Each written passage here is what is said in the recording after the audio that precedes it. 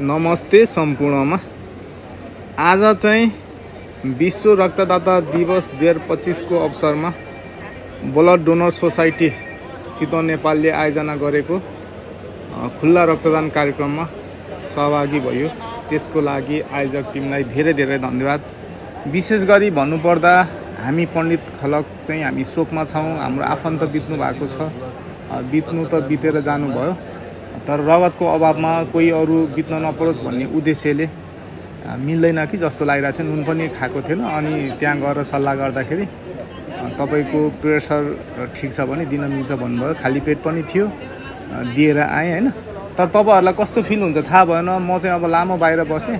अब नेपालभित्रै बसेको भए त अहिले 70-75 चोटि पुगिसक्थ्यो 3 महिना दिँदाखेरि। तर यो मेरो 9औं चोटि हो। मलाई चाहिँ 20 को 19 पनि कमजोरी भएको फिल हुँदैन है। मलाई चाहिँ भएको छैन अहिलेसम्म। अब कसैलाई अलिअलि कमजोरी हुनसक्छ भन्छन् हैन, तर मलाई चाहिँ त्यस्तो छ। अब यो हाम्रो शरीरमा तपाईले 3 महिना समथिङमा यो तपाईले डोनेट गरे पनि नगरे पनि यो शरीरमै मरेर नष्ट भएर जाने यो रगत हो।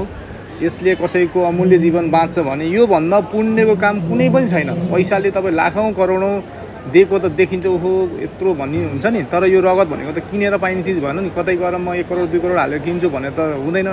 त्यहाँ त दाता नभइकन त अर्को व्यक्तिले त लिनै मिल्दैन। त्यो भएर पनि यो जतिको पुण्यको काम केही छैन। मैले मेरो टोलको ग्रुपहरुमा नि हालिरहेको थिएँ हैन, साथीहरुलाई भेट्दा पनि भनिरहेको थिएँ। तर यति धेरै माहौल के सानोतिनो त महोत्सव लाग्यो जस्तो थियो हैन। म चाहिँ फर्स्ट आवरमा गएको। म आफ्नो पसल बन्द गरेर हिँड्न पर्ने मान्छे, व्यवसाय अब सानोतिनो व्यवसाय गर्दै गरेको मान्छे। म फर्स्ट आवरमा पुग्दाखेरि नै यति धेरै माहौल थियो। त्यो अब दिनभरि यहाँ त भरेसम्म त कति पुग्छ होला हैन। त्यति माहौल भिड त्यस्तो थियो कि हरेक ठाउँमा क्यु बस्न पर्ने। फर्स्ट आवरमै त्यस्तो थियो भनेपछि तपाईहरु नि हेर्न सक्नुहुन्छ। यस्तो ठाउँमा यस्तो रक्तदान कार्यक्रम भएको बेलामा चाहिँ दिनुपर्छ है। कसैले के कमजोरी हुन्छ के हुन्छ भनेर डराउनुहुन्छ। झन् तपाईलाई सानोतिनो टाउको दुख्ने, चिलाउने, एलर्जी हुने सानोतिनो समस्या छ भन्छ झन् बिसो हुन्छ।